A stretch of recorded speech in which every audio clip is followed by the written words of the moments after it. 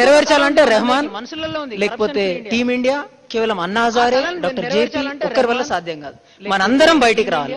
కేవలం Anna Hazare, doctor JP ఒక్కరి వల్ల సాధ్యం కాదు. మనందరం బయటికి రావాలి.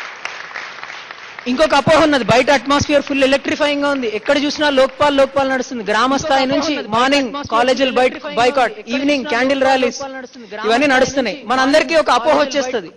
మొన్న ఒక అతను మెసేజ్ పెట్టాడు నాకు, నేను మెసేజ్ ఫార్వర్డ్ చేశాను అయిపోయింది, ఇంకా నేను కరప్షన్ ఫ్రీ ఇండియాకి సపోర్ట్ చేసినా అయిపోయింది అన్నాడు. అది కాదు, మెసేజ్ ఫార్వర్డ్ చేశాను. రియల్ సొల్యూషన్ ఏంటి అంటే ఇక్కడ పొలిటికల్ చేంజ్, మంచి నాయకులు మనకి కావాలి. అప్పటి వరకు మన పోరాటం ఆగదు. పొలిటికల్ చేంజ్, మన అపోహ ఏంటి, లోక్పాల్ రాగానే అన్ని పరిష్కారం అవుతాయి అని. లోక్పాల్ ఎందుకోసం అంటే మెయిన్ గా టాప్ లెవెల్ నాయకులకి హైయర్ బ్యూరోక్రసీ. లోక్పాల్ కేంద్ర స్థాయిలో మనము ఎంపీలని, మినిస్టర్స్ ఇంక్లూడ్ చేసాం, కొంతమంది బ్యూరోక్రసీని ఇంక్లూడ్ చేసాం. అట్లాగే రాష్ట్ర స్థాయిలో మనకు లోకాయుక్తాలు కావాలి. లోకాయుక్తాలు అంటే సీఎం, మినిస్టర్స్, మళ్ళా వాళ్ళు, ఇంకొకటి ఆంబుడ్స్మెన్ అంటున్నాం. ఇది టార్గెటెడ్ ఆ టాప్ లెవెల్ వాళ్ళకి. మనం అన్ని దీంట్లో చేర్చామనుకోండి, కింది నుంచి ఇప్పుడు అన్నారు ఆఫీసులలో అన్ని చేరిస్తే దీంట్లో చేర్చామనుకోండి, కింది నుంచి ఎవరు చేయాల్సిన పని వాళ్ళు చేయాలి.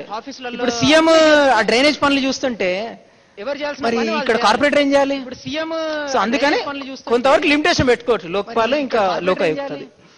సో అందుకే ఫైనల్ గా కొంతవరకు లిమిటేషన్ పెట్టుకోవచ్చు. పిఎం ని ఇంక్లూడ్ చేయాలా వద్దా అంటే ఫైనల్ గా కొన్ని ఎగ్జామ్షన్స్ ఇవ్వచ్చు. పిఎం ని కొన్ని పాయింట్స్ చెప్పారు రామచంద్రమూర్తి గారు. కొన్ని ఎగ్జామ్షన్స్ ఉన్నాయి, అంటే దేశ భద్రత కావచ్చు. మన అను ఒప్పందం ఫాస్ట్ గా జరిగిపోయింది. దేశ భద్రత విషయంలో ఇంకా ఎక్స్టర్నల్ అఫైర్స్ విషయంలో కొన్ని ఎగ్జామ్షన్స్ ఇచ్చి పెట్టచ్చు, పిఎం ని పెట్టచ్చు. అది నా అభిప్రాయం. జ్యుడిషియరీ అంటే మనకి చిన్న ఒక కోర్టులో కేసు ఫైల్ అయింది అనుకోండి, జ్యుడిషియరీ అంటే మన గ్రామ స్థాయిలో లేకపోతే డిస్ట్రిక్ట్ లెవెల్లో అక్కడ ఫ్లాప్ అయినాము, హైకోర్టుకి వెళ్ళినాము, లాస్ట్ మనకి సొల్యూషన్ దొరుకుతుంది అన్న నమ్మకం ఒక దగ్గర ఉన్నది, అది సుప్రీం కోర్టు. లాస్ట్ అది కూడా దీంట్లో లోక్పాల్లో ఇంక్లూడ్ చేస్తే మేబీ అది వీకెన్ అవుతుందేమన్నా కొంత భయం అయితే మాకు. దీంట్లో లోక్పాల్లో ఇంక్లూడ్ చేస్తే మేబీ అది వీకెన్ అవుతుందేమన్నా కొంత. లోక్పాల్ అల్టిమేట్ సొల్యూషన్ అంటే అది అల్టిమేట్ సొల్యూషన్ కాదు. మన అల్టిమేట్ సొల్యూషన్ మంచి నాయకులు కావాలి. సో దీంట్లో అది అల్టిమేట్ సొల్యూషన్ కాదు, మన అల్టిమేట్ సొల్యూషన్ మంచి నాయకులు కావాలి. సో దీంట్లో ఇంక్లోజ్ చేస్తాం. Thank you. నా పేరు పుష్కరిణి. ఇంత విషయం స్పీకర్స్ మాట్లాడిన తర్వాత మాట్లాడాలంటే కొంచెం, and coming to the point, మాట్లాడిన తర్వాత పిఎం ని ఇంక్లూడ్ చేయాలా అంటే నో అని అంటాను. Because it is the matter of dignity of nation అని చెప్పినట్టు డిఫెన్స్ అండ్ చాలా విషయాలు ఉంటాయి. ఎవరు పడితే వాళ్ళు వచ్చి పిఎం మీద కంప్లైంట్స్ ఇవ్వడం కూడా విల్ హ్యాపెన్. అండ్ మన కిరణ్ గారు చెప్పారు ఇందాక, ఒకవేళ కేస్ ఫైల్ చేసి అది ఫాల్స్ అయితే 2 years అని. It is clearly mentioned in the bill that case file chesi anni prove avalani ledu, but if it is a false allegation ante intentional false allegations alantivi maatrame 2 years or some fine undi. So it is a general misconception. 2 years child lokpal bill ni negative way lo use cheskokudu anna oka saduddeshamto idi pettaru. So I support that. And coming to judiciary, మనకు national judiciary council కూడా bill ఉంది ఇప్పుడు parliament లో. So maybe Lokpal కిందికి జ్యుడిషియరీని తీసుకుని రాకపోవడమే మంచిది అనుకుంటున్నాను. And Lokpal వల్లే టోటల్ గా కరప్షన్ ఎరాడికేట్ అవుతుందా అంటే definitely up to some person eradicate అవుతుంది. It is the necessary tool definitely. And there are lot many reforms which require electoral reforms, political reforms. There are lot many reforms which we require, electoral now reforms. Now we'll start from here. Political reforms. Thank you. We'll come again. Good morning, friends. Start from here. నా పేరు Madhu, CBIT 4th year. Good morning, friends. నేను YBI నుండి వచ్చాను. మధు, పాయింట్కి వస్తే prime minister ని పెట్టాలా వద్దా అంటే పాయింట్ ఇప్పుడు మనం లోక్పాల్ పెట్టేది ఏంటంటే మనము కొంత నమ్మకం కోల్పోయాము మనం ఎన్నుకున్న వాళ్ళ మీద. కానీ మనది ప్రజాస్వామిక దేశం కాబట్టి ఎంతో కొంత విలువ మనం ప్రజాస్వామిక వ్యవస్థకి ఇవ్వాలి కాబట్టి prime minister is a indication for nation and the democracy. So కొన్ని కండిషన్స్ లో అంటే దేశ భద్రత లాంటి వాటిలో కీలకంగా ఎవరికి అంటే బహిరంగంగా నిర్ణయాలు తీసుకొని అవసరం ఉండదు. కాబట్టి అంతకుముందు వాళ్ళు చెప్పినట్టు అతని పదవి కాలం అయిన తర్వాతనో లేకపోతే సివియర్ కేసు అయితే పార్లమెంటరీ కమిటీ వేసో అలా చేస్తే బెటర్, కానీ లోక్పాల్లో ఇంక్లూడ్ చేయకపోతే బాగుంటుందని నేను అనుకుంటున్నాను. ఇంకా జ్యుడిషియరీ విషయానికి వస్తే జ్యుడిషియరీ కోసం ఒక కౌన్సిల్ ఆల్రెడీ పెడుతున్నారు కాబట్టి ఇంక్లూడ్ చేయొద్దు. అయితే జన్ లోక్పాల్ వాళ్ళు చెప్పేది ఏంటంటే వాళ్ళకి మిషనరీ లాంటివి లేవు.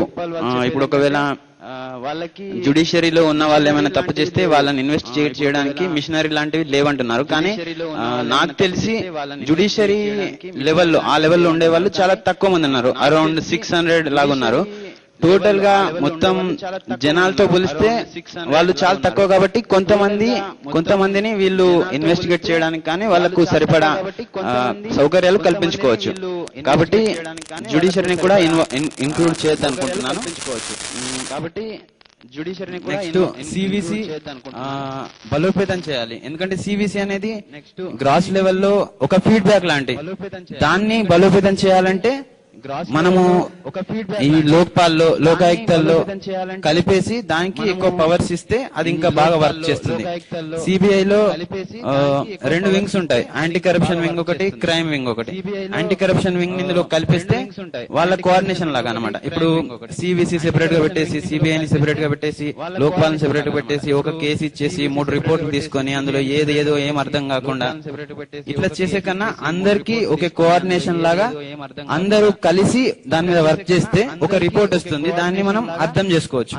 కాబట్టి వాళ్ళని కలిపి ఒక కోఆర్డినేషన్ కమిటీ లాగా అట్లా ఏర్పాటు చేస్తే బెటర్. ఇంకొకటి ఈ రోజు ప్రైమ్ మినిస్టర్ గా చెప్పినట్టు ప్రజల చర్చ అన్నారు, అది ఆహ్వానించదగ్గది. ఇప్పుడు మనం మాట్లాడుకునేది కూడా ఒక ప్రజల చర్చ, దీన్ని మనం చెప్పిన పాయింట్స్ కూడా అందులో ఇంక్లూడ్ చేస్తే చాలా బాగుంటుంది. ఇంకా స్టేట్ లెవెల్లో లోకాయుక్తలు మనము కర్ణాటకలో చూసాము, చాలా పవర్ఫుల్ లోకాయుక్త ఉంది, కానీ మనకి లేదు. వాటిని చేయాలంటే మనకు ప్రతి అంటే మన ఇండియాకి అంటే దేశానికి ఒక రూల్ ఉంటుంది. ఇప్పుడు ఏదైనా దేశం మొత్తం ఒకే బిల్ చేయాలంటే యునైటెడ్ నేషన్స్ లో ఒక ట్రీటీ ఉంటుంది. అయితే ఏ సబ్జెక్ట్ కైనా గానీ ఆ ట్రీటీ పైన సైన్ చేస్తే ఆ సబ్జెక్ట్ లో దేశం మొత్తం ఒకే బిల్ చేసే హక్కు ఉంటుంది. యాంటీ కరప్షన్ మీద లాస్ట్ మేలో మన ఇండియా సైన్ చేసింది కాబట్టి ఇప్పుడు లోకాయుక్తల పైన లోక్పాల్ పైన ఒకే బిల్లులో అన్ని రాష్ట్రాలకు వర్తించేలాగా మనము బిల్లు తయారు చేసుకోవచ్చు. అయితే ఇప్పుడు ప్రభుత్వం ఏమంటుందంటే కొన్ని రాష్ట్రాలు ఒప్పుకోవటం లేదు అని చెప్పి సాక్ చెప్తుంది, కానీ మనం అధ్యయనం చేసినట్లయితే ఈ విషయం మనకు అవగతం అవుతుంది. ఇంకొకటి ఏంటంటే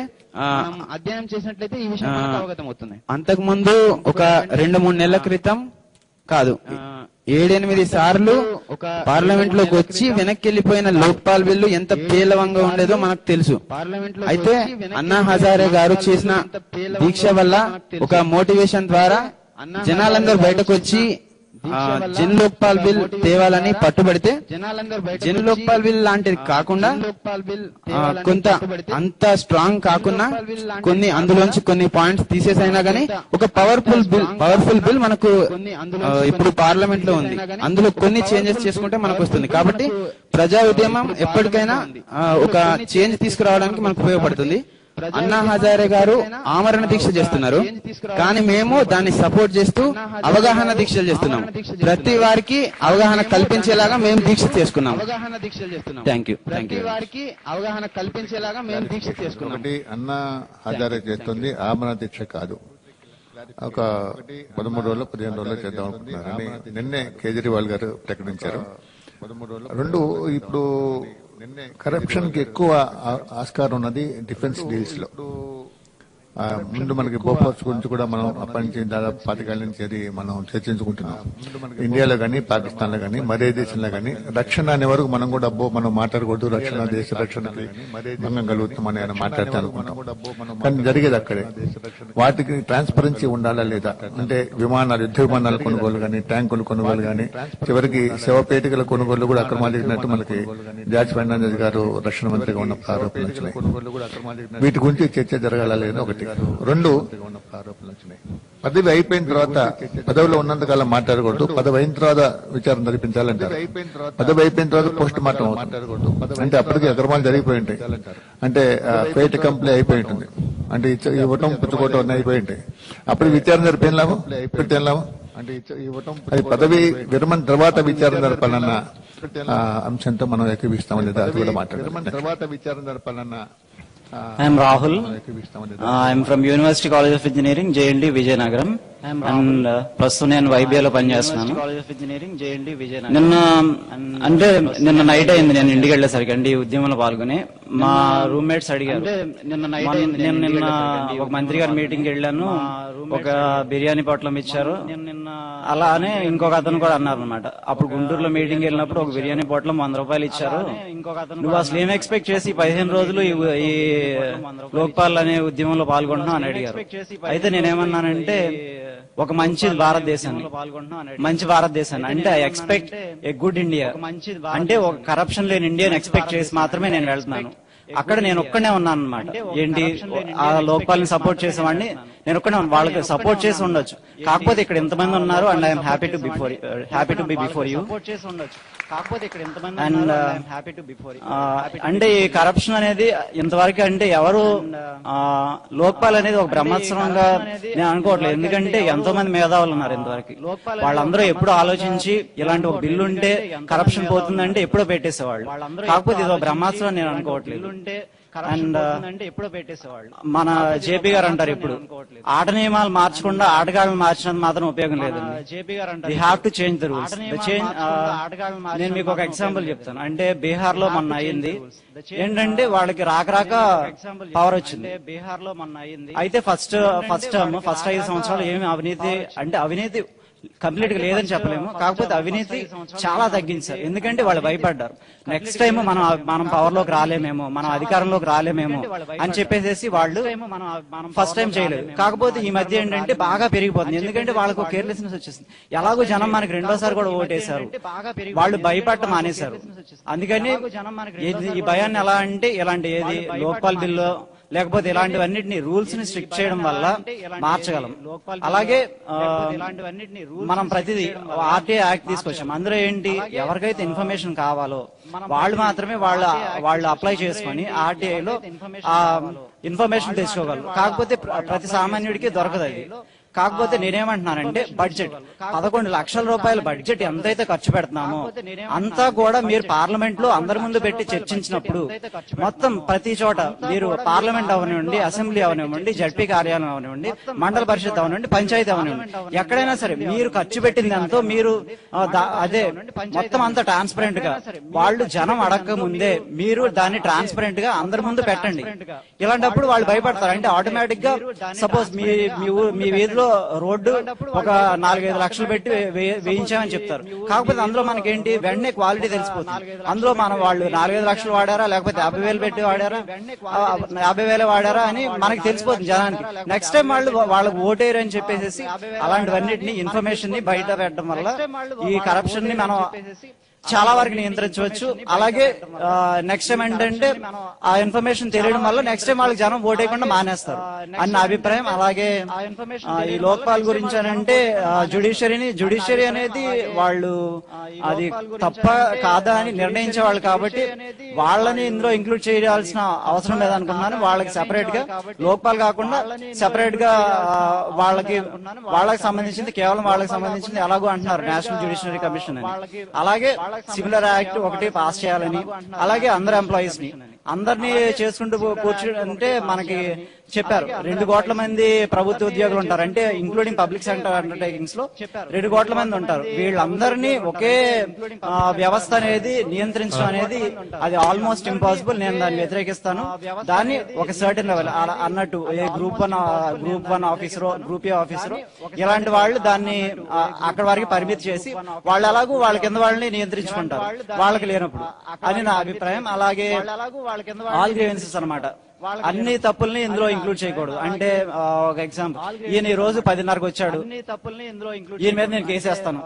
ఇలాంటివి చిన్నవి కాకుండా ఏదైతే అందులో ఉపయోగపడుతుందో ఖచ్చితంగా అక్కడ తప్పు జరిగింది అలాంటి గ్రీవెన్సెస్ ని ఉంచాలనుకుంటున్నాను. అలాగే పనిష్మెంట్స్ అనేవి కేవలం పనిష్మెంట్స్ ఏంటంటే ఫైన్ వేస్తారన్నమాట. ఒకవేళ మనం తప్పు కంప్లైంట్ ఇచ్చాము ఒకరి మీద, తప్పు కంప్లైంట్ ఇచ్చినప్పుడు వాళ్ళకి కేవలం ఏంటి డబ్బుల రూపంలో కొంచెం జరిమానా విధిస్తారు, అయిపోతుంది.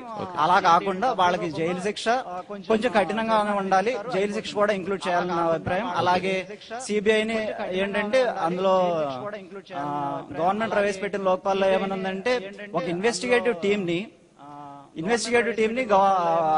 లోక్పాల్ అడగొచ్చు గవర్నమెంట్ ఖచ్చితంగా ఇవ్వాలి. అలాంటప్పుడు వీళ్ళకి సెపరేట్ ఇన్వెస్టిగేటివ్ టీం డైనమిక్ గా చేంజ్ అవుతుంది. అంటే అవసరాన్ని బట్టి తీసుకోవాలి కానీ మొత్తం సిబిఐ అందరినీ తీసుకొచ్చి ఇందులో పెట్టాలనే దానికి నేను ఒప్పుకోను. అలాగే మొత్తం తీసుకొచ్చి ఇందులో పెట్టాలనేదానికి నాకు చిన్న సలహా ఏంటంటే, ఇప్పుడు ఇట్లయితే అన్ని అంశాల మీద ప్రతి ఒక్కరు తన అభిప్రాయాలు తెలియాలంటే కష్టం అవుతుంది. ఎందుకంటే చాలా మంది ఉన్నారు. ఇంకొకటి ఫస్ట్ 2 రోజు మాట్లాడిస్తున్నాను నేను. పైన వెనక కూర్చున్న వాళ్ళు కూడా అభిప్రాయాలు ఉంటాయి. ర్యాండమ్ గా మాట్లాడితే బాగుంటుంది అనుకుంటున్నాను నేను. మిగతా వాళ్ళందరూ వచ్చేటట్టు, లేకపోతే వీళ్ళందరూ వెయిట్ చేయాలని వెనక కూర్చున్న వాళ్ళు అనుకోవచ్చు. ఎట్లా చేద్దాం, ముందు ఈ 6-7 మంది ఉన్నారు ఇక్కడ ముందు, ఇక్కడ వీళ్ళని కంప్లీట్ చేసి ర్యాండమ్ గా మాట్లాడదాం. ర్యాండమ్ గా నా సలహా ఏంటంటే, మీరు ఏ అంశం మీద అయితే స్ట్రాంగ్ గా ఫీల్ అవుతారో ఆ ఒక్క అంశం చెప్తే బాగుంటుందేమో, లేకపోతే అన్ని అంశాల మీద అందరూ మాట్లాడంటే టైం సరిపోదేమో నా అభిప్రాయం. మీరు what ever is on top of your mind to better speak. మీరు ఇప్పుడు ఎవరు మాట్లాడతారు? On top of your mind to better speak. ఇప్పుడు ఎవరు నిలబడి మాట్లాడటం మంచిది, ఎందుకు కనపడరు లేకపోతే. నమస్కారం అండి, గుడ్ మార్నింగ్. నిలబడి మాట్లాడటం మంచిది. నమస్కారం అండి. నమస్కారం సార్, గుడ్ మార్నింగ్ ఎవ్రీవన్. నా పేరు చరణ్, నేను అరోరా బిజినెస్ స్కూల్ చదువుతున్నాను. కరప్షన్, నేను పుట్టినప్పటి నుంచి నాకు ఊహ తెలిసినప్పటి నుంచి ఇండియా ఇప్పటి వరకు డెవలపింగ్ కంట్రీ అని ఉంది, ఇంతవరకు డెవలప్డ్ కంట్రీ అని లేదు. దానికి one of the major reason వచ్చేసి కరప్షన్ అండి. సో అందరు అంటున్నారు మనకు మంచి లీడర్స్ లేరని, మంచి గవర్నమెంట్ లేదని, అందరూ అంటున్నారు మంచి గవర్నమెంట్ ఎంప్లాయీస్ లేరన్నట్టు. So why can't we be the leaders, why can't we be the government officers? అంటే మనం ఇప్పుడు ఇక్కడ సజెస్ట్ చేస్తున్నాము, మాట్లాడుతున్నాం, బయట జరిగేది యథావిధిగా జరుగుతుంది. ఏంటంటే కరప్షన్ అలాగే కొనసాగుతుంది, లంచం తీసుకునే వాళ్ళు అలాగే తీసుకుంటున్నారు, అన్ని అవి సజావుగా జరుగుతున్నాయి. మనం ఏంటంటే ఇక్కడ ఒక అవేర్నెస్ ప్రోగ్రామ్ అంటున్నాము. కాకపోతే what I feel is why can't we be into the system. అంటే మనం ఇప్పుడు ఫర్ ఎగ్జాంపుల్ ఎన్జిఓస్ ఉన్నాం, we are just the gap fillers between people and government. So నా ఒపీనియన్ ఏంటంటే, నేను ఫర్ ఎగ్జాంపుల్ చెప్తున్నాను, నిన్న మనకు 5 చాలా మంది ఎంపీస్ ఉన్నారు, దాంట్లో there is only 1 MP who is from IIT and IIM. He's Premdesh Rai అన్నమాట. నిన్న నేను ఒక half an hour to 1 hour ఆయనతో మాట్లాడాను. సో ఆయన ఒకటే అంటారు, so why don't get into the system? Sir నేను అడిగాను, సార్ మాకు కావాల్సిన డబ్బు కావాలి సార్ అంటే, అవును బాబు నేను కూడా నా దగ్గర డబ్బు లేకుంటే, కాకపోతే ఏంటంటే నేను ఐఎమ్స్ లో చదివాను, ఐఐటి ఖరగ్పూర్ లో చదివాను, తర్వాత డబ్బు సంపాదించి పాలిటిక్స్ లోకి వచ్చాను. So what I feel is, అందరూ ఫస్ట్ కంపల్సరీ డబ్బు లేకుండా అయితే మనం పాలిటిక్స్ లో రాలేము. ఫస్ట్ డబ్బు సంపాదించండి, తర్వాత get in to politics. First to be A politician మనకి జనాల ప్రాబ్లమ్స్ తెలియాలి. ఫస్ట్ చాలా ప్రాబ్లమ్స్ ఉన్నాయి, కరప్షన్ ఒకటే కాదు. So corruption is a major thing. So to eradicate the corruption we should be into the power. So to eradicate the corruption we should be into the power. So hello, నమస్కారం అండి, నా పేరు శివాజీ. నా పేరు శివాజీ. నేను అన్నా హజారే గారికి సపోర్ట్ చేస్తున్నాను. ఈ 7 days లో 3 days హంగర్ స్ట్రైక్ కూడా చేశాను. అన్నా హజారే గారికి సపోర్ట్ చేస్తున్నాను. భారతదేశంలో ఇంతమంది యువకులు బయటకు ఎందుకు వచ్చారంటే చేశాను, అందరికి తెలిసిన విషయం, అవినీతి పెరిగిపోయింది, తలగమించిన భారం అయిపోయింది. అన్నా హజారే గారు మన కోసం దీక్ష చేస్తుంటే మనం ఇంట్లో కూర్చొని తింటున్నామండి, బిర్యానీలు తింటున్నాం. ఎంత మాత్రం న్యాయం అండి? ఇన్నాళ్ళు విసిగి వేసారిపోయినాం, ఈ దేశం మనం ఏం చేయలేకపోయినాం, మనకి దేశం చేయలేదనే మాటలు ఆపండి. ఇప్పుడు మీరు ఈ దేశానికి ఏదో చేయబోతున్నారు, మూమెంట్ కదిలింది, మీరు ముందుకు రండి. యువత మీ చేతిలో ఉంది బాధ్యతాయుతంగా. సో నేను కరప్షన్ గురించి కొన్ని విషయాలు చెప్తాను. యువత మీ చేతిలో అందరం మాట్లాడుతున్నాం. మళ్ళా పార్లమెంట్ సభ్యుల్లో చెప్తాను, 550 members లో 120 members, పార్లమెంట్ సభ్యుల్లో 120 members ఏదో విధంగా ఛార్జ్ దాఖలైన వాళ్ళే ఎంపీలుగా ఉన్నారండి భారతదేశంలో. ఏదో విధంగా సో రైట్ టు యాక్ట్ కూడా వచ్చింది. ఓకే, రైట్ టు యాక్ట్ 2005లో వచ్చింది. దాన్ని ఎంతవరకు ఎదుర్కొంటున్నాం అంటే 70% మాత్రమే 2005లో ఎదుర్కొంటున్నాం అని చెప్పేసి ఇన్ఫర్మేషన్ కూడా ఉంది మనకు. నెక్స్ట్ ఇంకోటి ఏంటంటే రైట్ టు యాక్ట్ అనేది ఏంటంటే రైట్ టు ఇన్ఫర్మేషన్ యాక్ట్ ఇంకోటి ఇంకోటి ఏంటి ఆర్టీఎస్ అంటే వినియోగించుకుంటున్నాను, దాన్ని ఉపయోగించుకుంటున్నాను అంతేగా. అవును సార్, అంతే. ఓకే, సో పామునైతే పట్టగలుగుతున్నాం, ఉపయోగించుకుంటున్నాను. దాన్ని కూరల పీకడమా దాన్ని చంపడమా అనేది మాత్రం చేయట్లేదు, అది మాత్రం మర్చిపోతున్నాం. అందుకని ఇప్పుడు లోక్పాల్ బిల్ ప్రతిపాదించుకున్నాం, ఇది మనకు అవసరం కూడా. రాజానైతే పట్టుకున్నాం, రాజా ఒకడే తప్పు చేశాడా అండి? ఇది మనకు అవసరం కూడా. 1,73,000 కోట్ల రూపాయలు ఆయన తిన్నది 200 కోట్లే అని చెప్తున్నారు. మిగతా ప్రాపర్టీ అంతా దేశానికి రావాల్సిన దాన్ని నిలిపేశాడు, మన ప్రాపర్టీని డిస్ట్రిబ్యూట్ చేసేసాడు. సో రాజా ఒక్కడే తప్పు చేశాడు, అడ్మినిస్ట్రేషన్ తప్పు చేశాడు. పేర్లొద్దు. ఇంకోటి ఏంటంటే అవి ఆరోపణలే, తెలియదు కింద మనకు తెలియదు, ఆరోపణ నిర్ధారణ కాలేదు, ఆరోపణలు మాత్రమే అవ్వద్దు. ఓకే, అడ్మినిస్ట్రేషన్ ఉన్న వాళ్ళపైన కూడా చర్యలు తీసుకోవాలని ఇంకో విషయం అనుకుంటున్నాము. సో సహజ వనరులు మనందరికీ, నాకు నీకు మీ అందరికీ చెందాల్సిన సహజ వనరులన్నీ కరెక్ట్ అవుతున్నాయి, దీన్ని కూడా మనం రక్షించాల్సిన విషయం ఉంది. ఎడ్యుకేషన్ సిస్టమ్ అండి, 8th క్లాస్ లో పాలిటిక్స్ గురించి బాగుంటుంది, 8th to 10th అండి.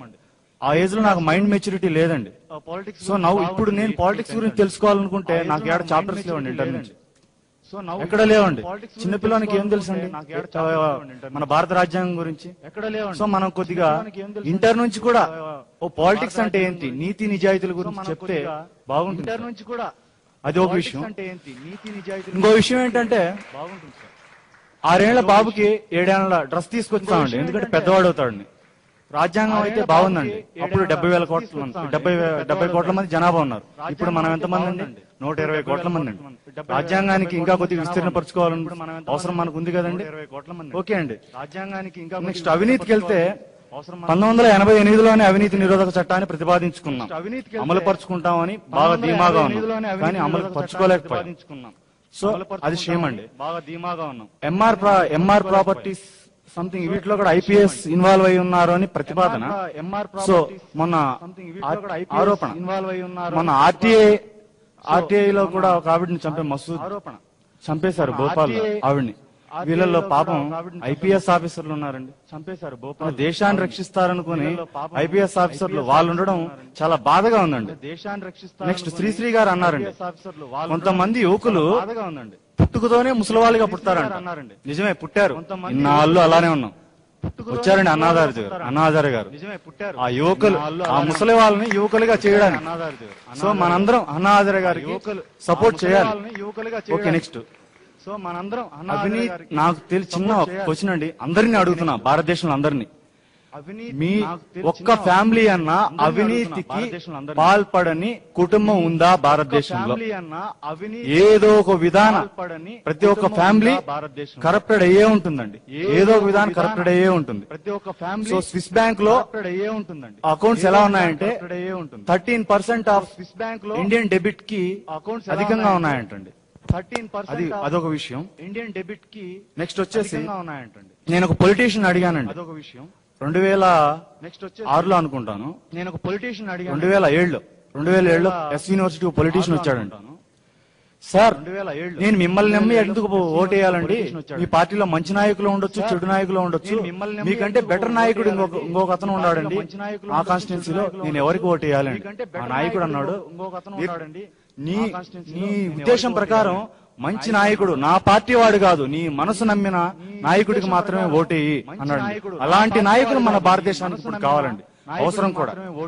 నెక్స్ట్ ఇంకో విషయం ఏంటంటే మన భారతదేశానికి ఇప్పుడు కావాలండి, అవసరం కూడా. ఇప్పుడు మన ఆంధ్రప్రదేశ్ లో లోక్యుక్త బలంగా లేదు.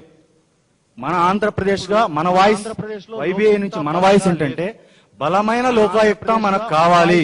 అపోజిషన్ పార్టీలన్నీ ఇప్పుడు రోడ్లపైకి వచ్చున్నాయండి, వాళ్ళని అదే చేతులెత్తి నమస్కరిస్తున్నాను.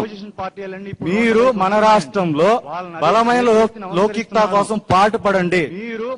ఇలాంటి యువ నాయకులు ఇలాంటి వాళ్ళు బయటికి రారు, మళ్ళీ మనం లోక్పాల్ కోసం పోరాడాల్సిన అవసరం ఉండదు.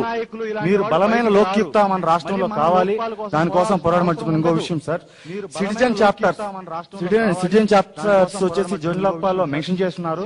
సో దీని గురించి బలమైన ప్రతిపాదన రావాలి సార్, దాని గురించి కూడా. నెక్స్ట్ సివిసిలు 45 సంవత్సరాల నుంచి ఉన్నాయి సార్ జనలోక్పాల్ విషయానికి వస్తే. సో వాటికి అనలైజేషన్ మాత్రమే ఉంది, వాటిని ఇంకొద్దిగా బలమైన పవర్స్ ఇద్దాం. బలమైన పవర్స్ ఇస్తే ఏంటంటే ఎవరైనా ముందుకెళ్ళడానికి ఆస్కారం ఉంటుంది. నెక్స్ట్ ఇంకొచ్చి ప్రధానమంత్రి విషయానికి వెళ్తే, బలమైన పవర్స్ ఇస్తే ఏంటంటే ప్రధానమంత్రి గారు మన జాతికి నాయకుడు. మన ప్రజాస్వామ్యంలో మన జాతికి నాయకుడు. కొంతమంది అంటారు అతను కూడా మెంబర్ ఆఫ్ పార్లమెంటే కదా, అతన్ని కూడా జన్లోక్పాల్ కిందకి వస్తే ఏమవుతుంది? కరెక్టే సార్. అతన్ని కూడా MP is not equal to PM అండి. ఏంటంటే దేశ వ్యవహారాలు ప్రజాస్వామ్యానికి నమ్మకం పోతుంది. ప్రధానమంత్రి పైన ప్రతిసారి అలా ఆరోపణలు చేస్తూ ఉంటాయి. సో దాన్ని కూడా ఒక విషయం ఆలోచించాల్సిన విషయం అవుతుంది. ఇంకోటి ఏంటంటే లోక్పాల్ బలంగా ఉండి లోక్యుక్త బలంగా లేకపోయినా అంబుస్మెంట్ ఇవి బలంగా లేకపోతే వ్యవస్థ అనేది డిస్టర్బ్ అవుతుంది సార్. సో ఈ మూడు స్ట్రాంగ్ గా ఉన్నప్పుడే మన భారతదేశంలో ఎఫెక్టివ్ గా కరప్షన్ కి అగైనెస్ట్ గా పోరాడగలుగుతాం. నెక్స్ట్ ఇంకో విషయం సార్, కరప్షన్ కి అగైనెస్ట్ గా పోరాడగలుగుతాం. Thank you. ఇక అందరికీ టైం ఇవ్వాలి కాబట్టి నమస్కారం అండి. నా పేరు రాకేష్. నేను సమాచార హక్కు మీద పనిచేస్తుంటాను. నాకు కొన్ని భిన్నమైన అభిప్రాయాలని తర్వాత కొంత విషయాలు కటువుగా అనిపిస్తే క్షమించండి. ఈ ఉద్యమం మీద కొన్ని భిన్న అభిప్రాయాలు ఉన్నాయి. తర్వాత అసలు మనకేం కావాలండి దాని మీద కూడా మనం అందరూ ఏంటంటే అవినీతి అనేది ఒక వ్యాధి అనుకుంటున్నాం, కానీ మనం చూసేది ఒక లక్షణం మాత్రమే. అవినీతికి మూలాలు వెతకనంత కాలం నాకు 2006లో ఇంకా గుర్తు. నేను మొదటిసారి అంటే కొంత సోషల్ యాక్టివిజం లోకి వచ్చినప్పుడు ఓబీసీ రిజర్వేషన్ అగైనెస్ట్ మూవ్మెంట్ జరిగింది. సో ఆ రోజున పాల్గొన్నారు. ఇట్లా చాలా మంది యూత్ కూడా పాల్గొన్నారు. రిజర్వేషన్ వద్దన్నారు, కానీ రిజర్వేషన్ పోవడానికి అసమానతలు పోవడానికి సొల్యూషన్స్ ఎవరు చెప్పారు. సో ఈ రోజు కూడా ఒక ఉద్యమం అట్లా ఉన్నట్టు రిజర్వేషన్ పోవడానికి ఒకటి అంటే అవేర్నెస్ ఉందంటున్నారు, కానీ చాలా మందికి అవేర్నెస్ లేదు. తర్వాత మనకు అంటే ఈ శాసన వ్యవస్థ, న్యాయ వ్యవస్థ వీటన్నిటి ఇండిపెండెన్స్ కాపాడుకుంటూ ఎట్లా మనం ఒక లోక్పాల్ని ఏర్పరచుకోవాలని దాని మీద. ఇంకొకటి ప్రజాస్వామ్య చర్చ జరిగింది కూడా అసలు ఏది సాధ్యం కాదు. ఈ రోజు అంటే దేశంలో ఒకటి ల్యాకింగ్ ఏంటంటే ప్రజాస్వామ్య చర్చ లేదు. రెండు వైపుల నుంచి కూడా కొన్ని అంటే ఆల్టర్నేటివ్ వ్యూ పాయింట్స్ వచ్చాయి. ఎన్సీపీఆర్ఐ ఒక డ్రాఫ్ట్ బిల్ కాదు కానీ డ్రాఫ్ట్ కొన్ని సో అది కొంత మాట్లాడతాను. తర్వాత అంటే ఈ రోజున అంటే అన్నాజార మూవ్మెంట్ తను అవును ఈ రోజు యూత్ లో ఉన్న ఎనర్జీని ఆయన గ్యాల్వనైజ్ చేశాడు. కాబట్టి ఇది రైట్ డైరెక్షన్ వెళ్ళినంత కాలం మాత్రం మార్పు అనేది సాధ్యం. ఇంకొకటి అంటే నాకు వ్యక్తిగతంగా అనిపించింది, ఒకసారి అనే కాదు, దేశంలో వ్యక్తి పూజ ఉన్నంత కాలం ప్రజాస్వామ్యం ముందుకెళ్ళి అనిపించింది. ఈ రోజున ఈ ఉద్యమంలో గానీ తర్వాత వేరే వాటిలలో గానీ వ్యక్తి పూజ ఉన్నంత కాలం ఈ రోజున ఈవెన్ అంటే ఉద్యమం నిర్మించే వాళ్ళే వ్యక్తి పూజను ప్రమోట్ చేస్తున్నారు. అది కొంత మనం కూడా ఆలోచించాలి. మనం అందరం ఆయన అన్నాచార్య అని పెట్టుకున్నారు. వీ వాంట్ జన్ లోక్పాల్ అనే బదులు వీ వాంట్ స్ట్రాంగ్ లోక్పాల్ అని అంటే చాలా బాగుంది. అంటే రెండో విషయాలు, ఈ జన్ లోక్పాల్ అంటే ప్రభుత్వం తెచ్చిన బిల్లు అధ్వానంగా ఉందని అందరికీ తెలుసు. దాని మీద పెద్ద మనం చర్చించుకోవాల్సిన అవసరం లేదు. కాకపోతే అంటే చాలా మందిలో ఫియర్స్ ఉన్నాయి. సమాచార హక్కు చట్టం కానీ చాలా అద్భుతమైన చట్టాలు వచ్చాయి. చట్టాలు ఏవో అంటే 6 నెలలో 9 నెలలు ఉద్యమాలు చేసి వచ్చినాయి. చాలా వరకు ప్రజాస్వామ్య చర్చలు జరిగి ఫైనల్ గా ఒక రూపం వచ్చింది. సో ఈ లోక్పాల్లో కూడా అదే జరగాలి. అంటే ఒకే వ్యవస్థలో అంత అధికారాన్ని అంతా పెట్టి రేపు వ్యవస్థ చెడిపోకుండా చూడడం కోసం కొన్ని ఆల్టర్నేట్ వ్యూ పాయింట్స్ కూడా వచ్చాయి. దాంట్లో ముఖ్యమైనది ఏంటంటే మనకు అంటే ఇప్పుడు చాలా మంది మాట్లాడినట్టు అవినీతి చాలా రకాలుగా ఉంటుంది. ఒక ముఖ్యమైన అంటే ప్రజలకి సామాన్య ప్రజలకి కావాల్సింది ఏంటంటే వారికి సరైన వస్తువులు కానీ వాళ్ళకి ప్రభుత్వం నుంచి రావాల్సినవి రాకపోవడం, టైంలో అందకపోవడం, సిటిజన్ చార్టర్లు వీటన్నిటిని కూడా లోక్పాల్లో చేర్చాలా వద్దా, లేకపోతే ఒక హై లెవెల్ కరప్షన్ ఒక 2Gలు ఆదర్శలు ఇటువంటి దానికి ఒక 5 లెవెల్ అప్రోచ్ లాగా ఎన్సీపీఐ ప్రపోజ్ చేసింది. దానికి ఇంకా చర్చ జరగాలి. ఒకటి ఏంటంటే ఒకటి మనం లోక్పాల్ ఉండాలి, ఒక బలమైన లోక్పాల్. సో గవర్నమెంట్ తెచ్చిన బిల్ కానివ్వండి, ఇంకో బిల్ కానివ్వండి, ఒక బలమైన లోక్పాల్. దాని కింద ప్రైమ్ మినిస్టర్ ఉండాలి. కొన్ని సమ్ కేవియట్స్, కొన్ని నేషనల్ సెక్యూరిటీ ఇష్యూస్ లో వాటిలో కొన్ని ఇస్తూ దెన్ ఆర్టికల్ 253 ప్రకారం దే కెన్ రైట్ ఇన్ఫర్మేషన్ సమాచార హక్కు చేసినట్టు దేశం మొత్తం వర్తింపజేసే హక్కు కూడా వాళ్ళకు ఉంది. సో అదే బిల్లులో లోకాయుక్తలు కూడా ఉండాలి. వాటి కింద సీఎం మినిస్టర్స్ ఉండాలి. సో దీంట్లో ఏంటంటే కౌన్సిల్ ఆఫ్ మినిస్టర్స్, ఎంపీలు కానివ్వండి, తర్వాత క్లాస్ 1 ఆఫీసర్స్ అంటే ఐఏఎస్ సివిల్ సర్వీస్ వాళ్ళని మినహాయించి ఉన్న మన సెంట్రల్ విజిలెన్స్ కమిషన్లు ఏవైతే ఉన్నాయో వాటిని ఇందులో చేర్చకుండా వాటిని కొంత బలపరిచి లో లెవెల్ ఆఫీసర్స్ కి, మిడిల్ లెవెల్ ఆఫీసర్స్ కి సెంట్రల్ విజిలెన్స్ కమిషన్ బాధ్యత చేయడం. తర్వాత ఈ గ్రీవెన్స్ కోసం సపరేట్ బిల్, ఇప్పుడు బీహార్ లో ఒక బిల్ వచ్చింది, తర్వాత కేరళలో కూడా ఆలోచిస్తున్నారు రైట్ టు సర్వీసెస్ బిల్ లాగా. అటువంటి ఒక సపరేట్ గ్రీవెన్స్ బిల్ తేవాలి. అది కూడా అంటే ఏంటంటే సమాచార హక్కు చట్టంలో ఎట్లా అయితే స్వచ్ఛంద వెల్లడి అట్లా ఉందో ప్రతి పబ్లిక్ అథారిటీ కూడా కింది వైపు నుంచి సెక్షన్ 4 ఎట్లా ఇంప్లిమెంట్ చేయాలి, సిటిజన్ చార్టర్స్ కానీ తర్వాత రైట్స్ అన్ని కోడిఫై చేసి చేయమని అదొకటి ఉంది. అదొక వింగ్. తర్వాత జ్యుడిషియరీని తేవాలనే దాని మీద చాలా అభిప్రాయాలు ఉన్నాయి. ఇప్పుడు పార్లమెంట్ లో judicial standards and accountability bill కూడా వచ్చింది. దాన్ని కొంత స్ట్రెంథెన్ చేయాల్సిన అవసరం ఉంది. సో జ్యుడిషియల్ ఇందులో చేర్చకుండా అది E4. తర్వాత మనకు అంటే విజిల్ బ్లోవర్స్ ప్రొటెక్షన్ కూడా ఇంకొకటి మొన్న చూసాం. Shaila Masood day of another ఎస్పాస్ సో నేనేమంటున్నా అంటే ఈ విజిల్ బ్లోవర్ ప్రొటెక్షన్ ఆల్రెడీ 2010 లో ఒక యాక్ట్ తెచ్చింది, public interest disclosure and protection act. దాన్ని కొంత విస్తృతపరుస్తుంది. అంటే దీంట్లో ఏం చేయాలంటే వాళ్ళు ఇప్పుడు జనలోక్పాల్లో ఉన్నవి కొన్ని, తర్వాత ప్రభుత్వ లోక్పాల్లో ఉన్న కొన్ని, అన్ని కూడా ఒక ప్రజాస్వామ్య చర్చ జరగాల్సిన అవసరం ఉంది. ఈ రోజున అంటే ఈ ఉద్యమంలో అంటే ఎనర్జీ అంతా బానే ఉంది కానీ చర్చ అనేది లోపించింది. ఇక్కడ కూడా మనకి ఏంటి, మనకు జనలోక్పాల్ అంటున్నారు కానీ జనలోక్పాల్లో ఏంది, మంచిదా చెడ్డదా, ఇటువంటి అన్ని ఆలోచించుకోవాల్సిన అవసరం ఉంది. తర్వాత సెలక్షన్ ప్రొసీజర్ లో కూడా అందరూ అన్నట్టు అవును, వైడ్ రేట్ సెలక్షన్ ఇప్పటికే మన రాష్ట్రంలో చూస్తుంటే సమాచార కమిషన్ లేరు, అపాయింట్ చేసిన వాళ్ళు కూడా అంటే పారదర్శకంగా లేదు అనేది. సో ఈ అన్ని వ్యవస్థలకు కూడా